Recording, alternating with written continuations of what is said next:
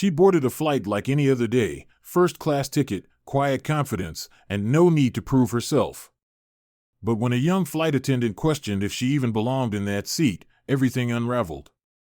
What they didn't know was that the woman they escorted off the plane would cost them a $600 million deal and make the whole world watch.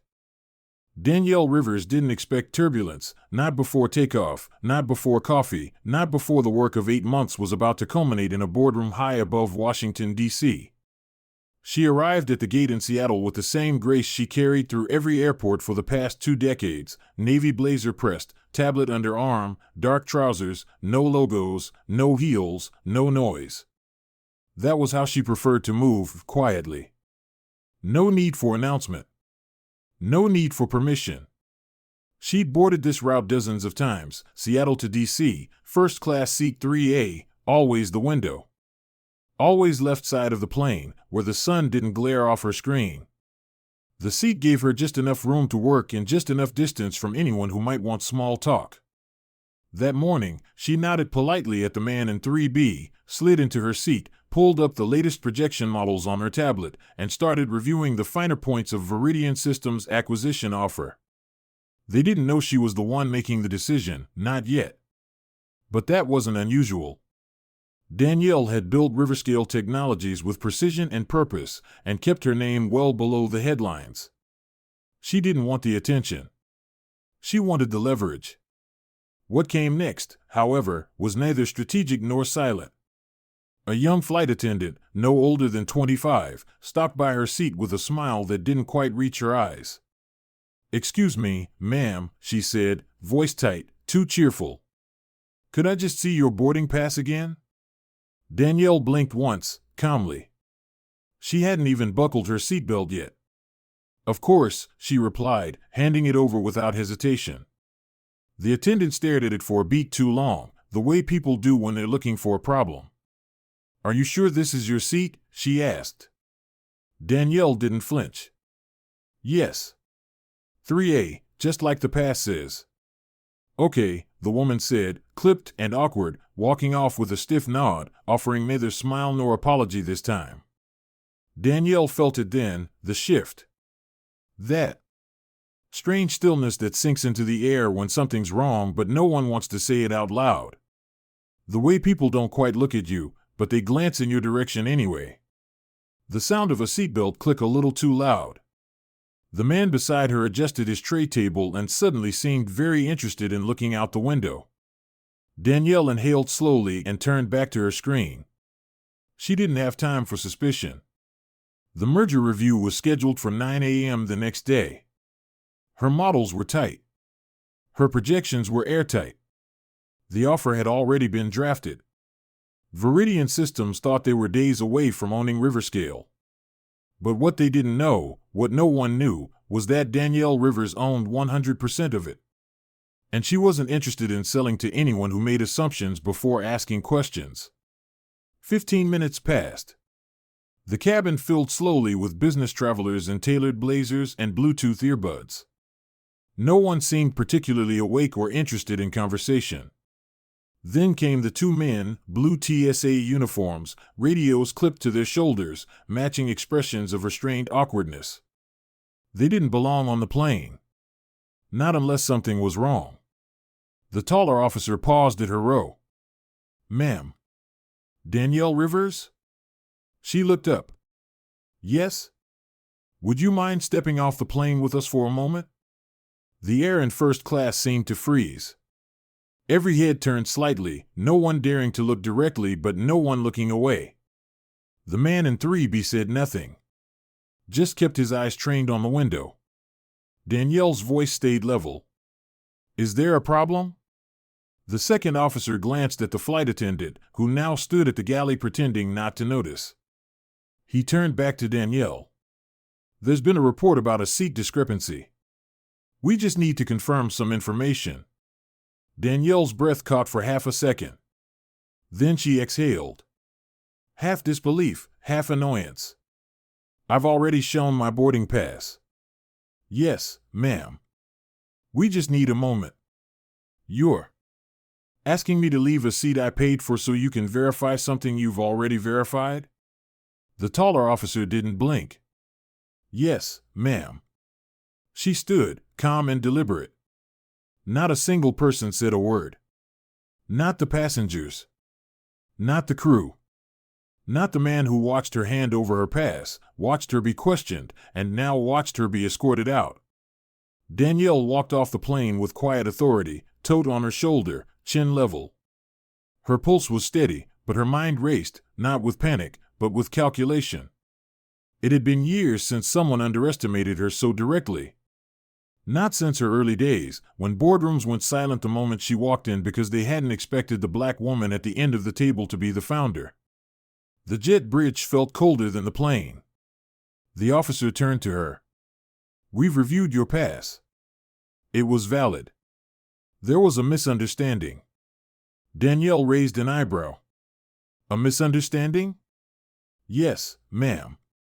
"Apologies for the inconvenience." No admission. No responsibility. Just a generic phrase tossed into the void. "You're welcome to reboard." She gave a thin smile. "No, thank you. I'll take the next flight." Her voice never rose. She didn't shout. Didn't cry. Didn't ask for anything. She just walked away. But as she walked, her decision was already forming. And it would cost someone far more than a seat. Back in the terminal, she sat near gate C-18, where the 6:15 p.m. flight would board later that day. She crossed her legs, straightened her posture, and opened her tablet again. The folder was titled Protocol B. Inside it were 2 years of silent preparation, contingency files, exit strategies, fallback plans she never thought she'd have to use. But today was different. The moment she'd been asked if she belonged, again, had shifted something. A young gate agent approached awkwardly. "Ms. Rivers? We've rebooked you on the evening flight. First class. We're really sorry about what happened earlier." Danielle looked up. "Do you know what actually happened?" The agent hesitated.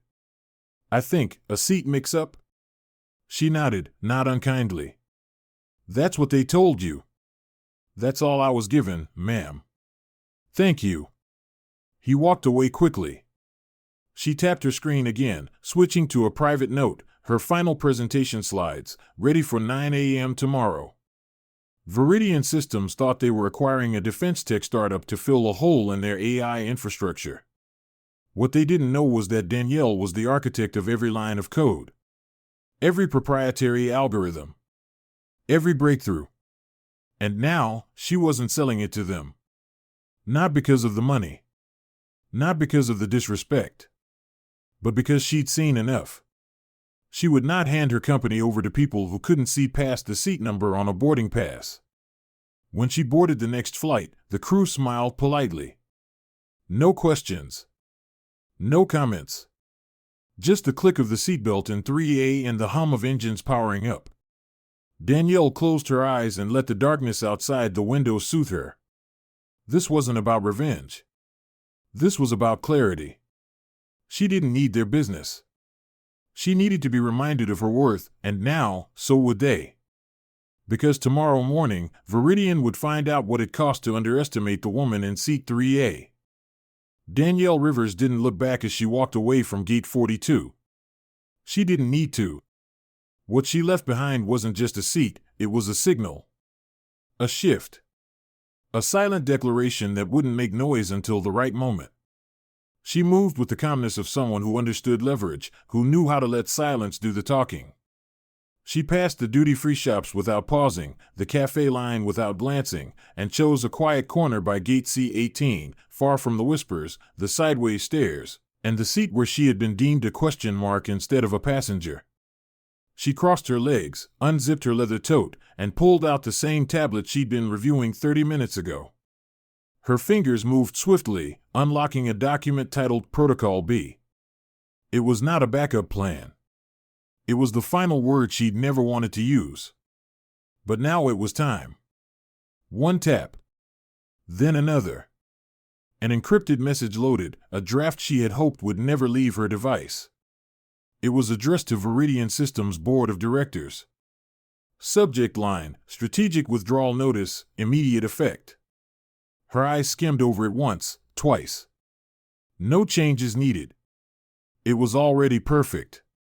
Professional. Unemotional. Final. She tapped send. Then leaned back in her chair and waited. She didn't need to explain. Not to Viridian. Not to the airline. Not to the world.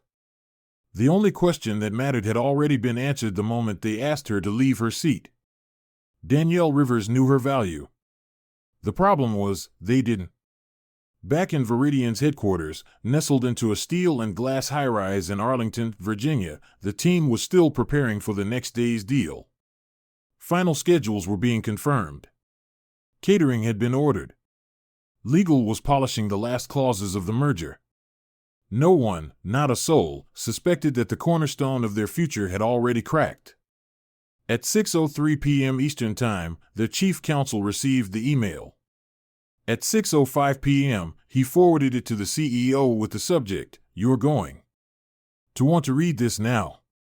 And by 6:15 p.m., 3 phones in the boardroom were ringing at once. The room that had been buzzing with confidence now filled with a silence no one knew how to handle. No explanation. No follow-up. No room to negotiate. Just a digital guillotine with one signature, DR. Outside that high-rise, the city moved on as if nothing had changed. Flights still landed. Cars still crawled across the Key Bridge. But inside that glass tower, panic had just walked in. Meanwhile, back at the airport, Danielle sat by the window and watched the sun melt into the horizon. The gate agent from earlier walked by and offered her another apology. She nodded once. Not coldly. Just enough to acknowledge. Then turned back to her tablet. By now, the world had already started watching. Somewhere in the airport, a video had been uploaded, low quality but crystal clear. It showed Danielle standing in the aisle of the plane, calm, composed, holding her boarding pass. It showed 2 uniformed officers politely asking her to follow them off the plane. It showed silence from every seat around her. Not a single person defending her. Not a single voice questioning what was happening. Just a black woman being removed from a first-class seat she had paid for. The caption read simply, "She had a valid ticket." They kicked her off anyway. That video had 8,000 views within the first hour. By the time Danielle boarded her new flight, it had crossed 150,000. The comments section was already spiraling. Some were angry. Some defensive. Some said it couldn't be real. Others said it was all too familiar. And within it all, a question kept surfacing. Do they know who she is? No. Not yet. But they were about to. At 7:22 p.m., a Bloomberg analyst noticed that Riverscale Technologies had gone dark. The usual internal sources had nothing. The numbers hadn't moved. The press office wasn't answering calls. And Viridian Systems, usually boastful with its leaks, was silent. Something was wrong. By 9 p.m., the video had hit 1 million views. The hashtag started trending, hashtag Seat3A, hashtag She Belonged There, hashtag Danielle Rivers. Some guessed who she was. Most didn't. But the image, the woman with grace in her spine and thunder behind her silence, stuck. Meanwhile, inside the Viridian executive suite, disbelief had turned to dread. By 11 p.m., their acquisition team confirmed the worst. Danielle Rivers was not just the founder. She was the sole owner, sole signatory, and sole decision-maker of Riverscale Technologies. They were not buying a department. They were trying to buy a person. And that person had just walked away. Without warning. Without drama. Without a sound. Just like that, the $600 million deal was dead. Not because of negotiation. Not because of a legal snag. But because someone had made a decision they couldn't justify, and someone else had refused to be silent about it. The next morning, Viridian's boardroom was a tomb. Coffee went cold. Emails went unanswered. No one dared say what they were all thinking, that they had underestimated the woman in 3A. At 8:47 a.m., CNN Business ran a story, acquisition deal collapses hours after airline incident, coincidence? At 9:12 a.m., TechCrunch followed, Black CEO removed from plane, $600M merger falls apart overnight. The story had broken free. By 10 a.m., Danielle's name was trending. By noon, it was everywhere. But Danielle didn't look at her phone. She didn't retweet. She didn't comment.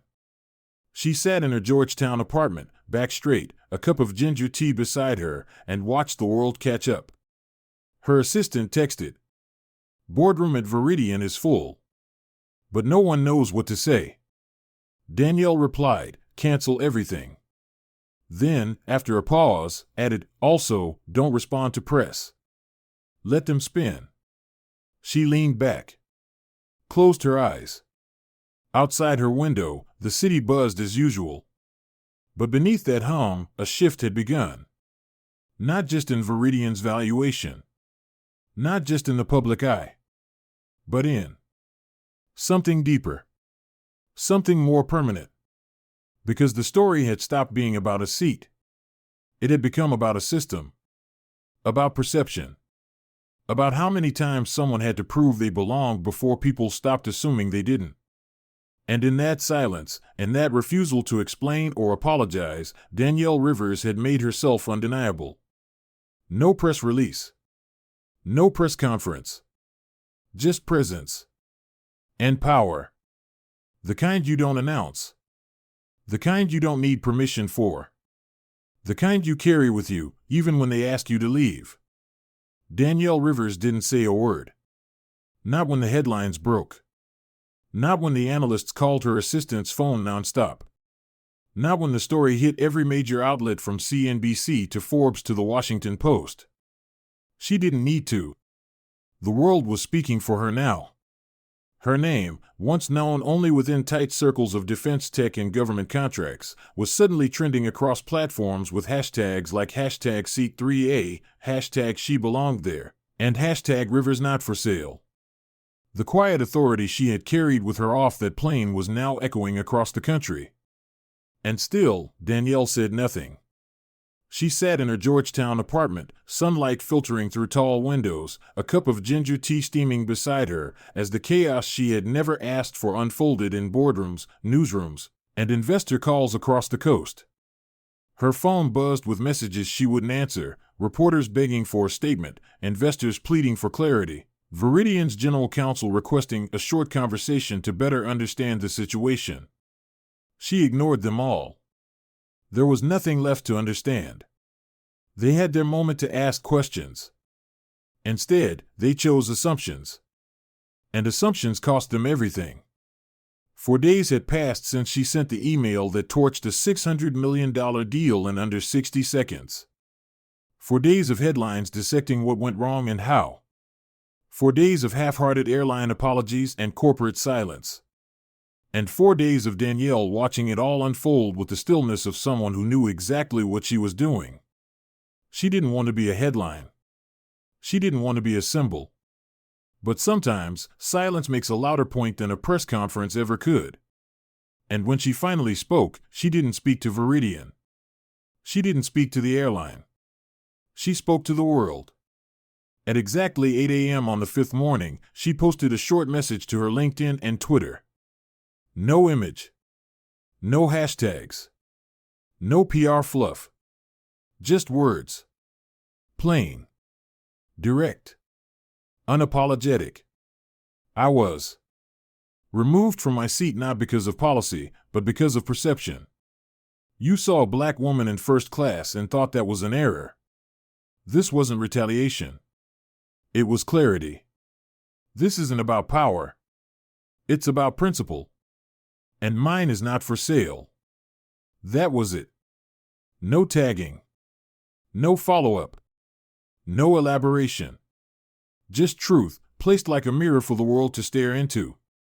Within an hour, the post had gone viral.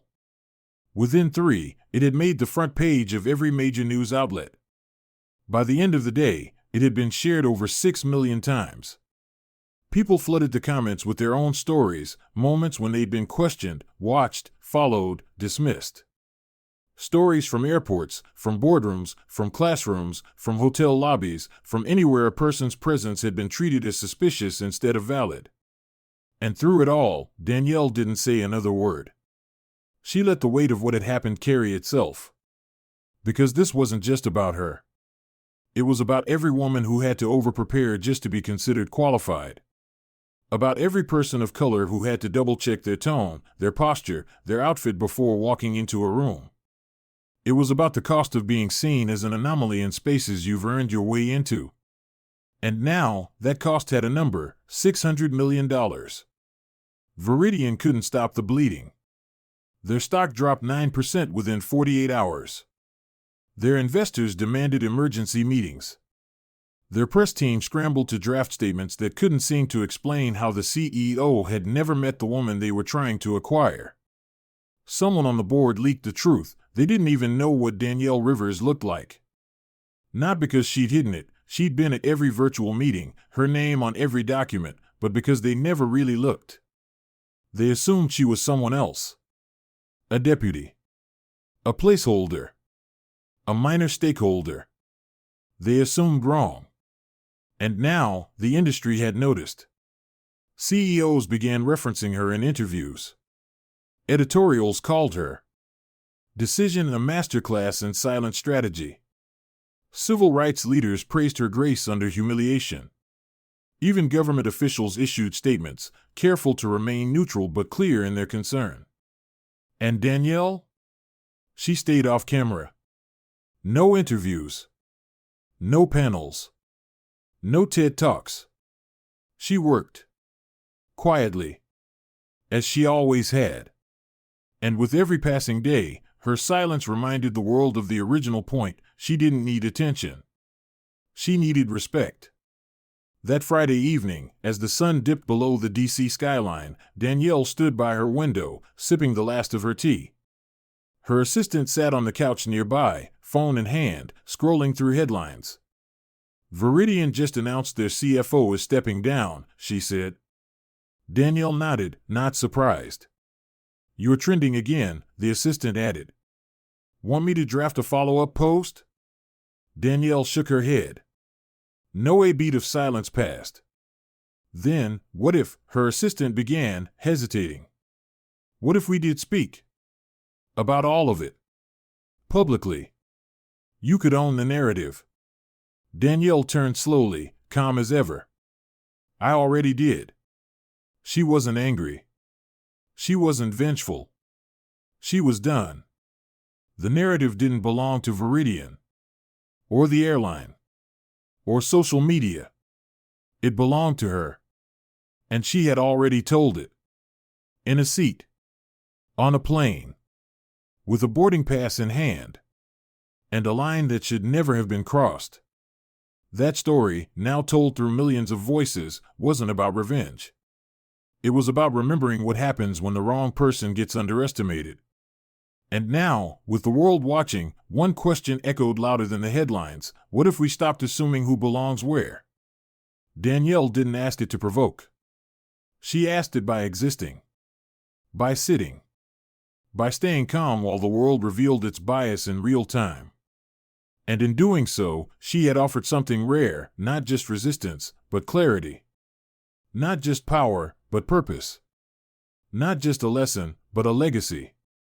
Because while Veridian systems scrambled to recover and investors drafted exit strategies, Danielle Rivers didn't need to raise her voice.